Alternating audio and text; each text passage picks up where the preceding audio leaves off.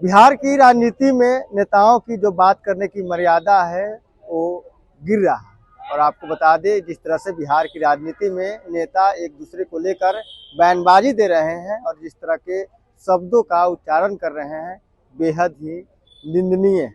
लेकिन आपको बता दें, तेजस्वी यादव ने जो प्रधानमंत्री है उनके लिए कहा कि पॉकेट मार है, तो वहीं दिलीप जायसवाल ने राहुल गांधी को लेकर कहा कि मेरे पास गाली की डिक्शनरी है। राहुल गांधी उस तरह का गाली भी नहीं सुने होंगे। लेकिन अब लगातार जो है सम्राट चौधरी भी लालू प्रसाद यादव को लेकर चोर कह रहे हैं। दीवार फिल्म का दृश्य याद दिला रहे हैं कि अमिताभ बच्चन के हाथों पर लिखा हुआ था कि मेरा बाप चोर है। तो अब देखिए, रोहिणी आचार्य लालू प्रसाद यादव को लेकर बचाव पक्ष में कूद गई और अपने सोशल मीडिया हैंडल पर साफ तौर पे इशारों में नेताओं की पोल पट्टी खोल दी। बताया है कि देखिए किस तरह से एक नेताजी के बेटा रंगरलिया मना रहा था होटल में और पकड़ा जाता है, फिर उसे नालायक उसका बाप अपने मंत्री पद का ध्वज दिखाकर उसे बचाता है। आपको हम उनके सोशल मीडिया पे जो ट्वीट है वो पढ़ के सुनाते हैं। एक नालायक बेटा होटल में रंगरेलिया मनाते पकड़ा जाता है, मगर बेटे से भी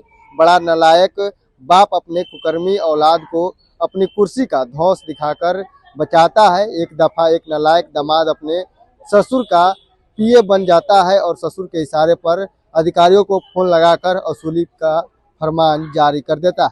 रोहिणी आचार्य ने सोशल मीडिया पर अपने पिता को डिफेंड करते हुए एक कोटेशन लिखा है। हालांकि इसमें किसी नेता का नामों का जिक्र नहीं किया गया है, लेकिन बिहार में लगातार जीतनराम मांझी हो, चिराग पासवान हो, सम्राट चौधरी हो, दिलीप जायसवाल हो, लालू प्रसाद यादव और लालू परिवार को लेकर हमलावर है। आज जो है सम्राट चौधरी ने प्रेस कॉन्फ्रेंस किया और बताया कि लालू प्रसाद यादव जब मुख्यमंत्री हुआ करते थे तब एक कन्या मार्ग से गोली चलवाया जाता था पूरे बिहार में और फिरौती वसूली की जाती थी। वही अब राजद के द्वारा भी पलटवार किया जा रहा है। कहा जा रहा है कि देखिए, सम्राट चौधरी के पिता भी जब सैनिक में थे तो बॉर्डर से हथियार लूट कर भाग आए थे। तमाम बातें कही जा रही है, लेकिन अब रोहिणी आचार्य ने सोशल मीडिया पर इशारों में निशाना साधा है और किस नेता के बेटे और दामाद के बारे में बात किया है उसका जिक्र नहीं किया है। लेकिन बिहार की राजनीति में जनता सब समझती है कि आखिर रोहिणी आचार्य किन नेताओं को लेकर निशाना साध रही है। जीतनराम मांझी इन दिनों लगातार लालू प्रसाद यादव पर हमलावर है और लालू प्रसाद यादव को लेकर लगातार सवाल खड़े कर रहे हैं। तो वहीं आपको बता दें, तेजस्वी यादव भी दामाद आयोग का जिक्र कर रहे हैं कि देखिए, अशोक चौधरी हो, जीतनराम मांझी हो, रामविलास पासवान हो, इन्हीं लोग के दामाद आयोग में सदस्य हैं।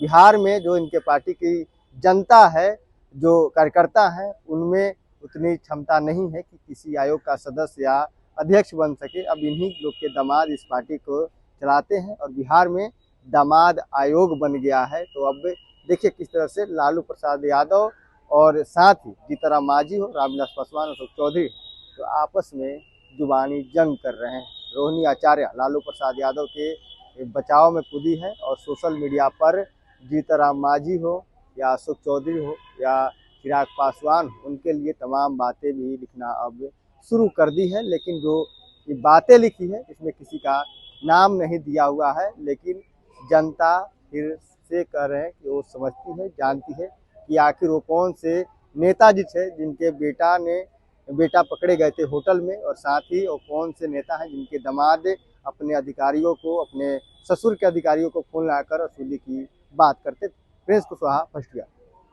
पनोरमा ग्रुप, जो सोचता है वो करता है। आपके अपने सपनों का आशियाना।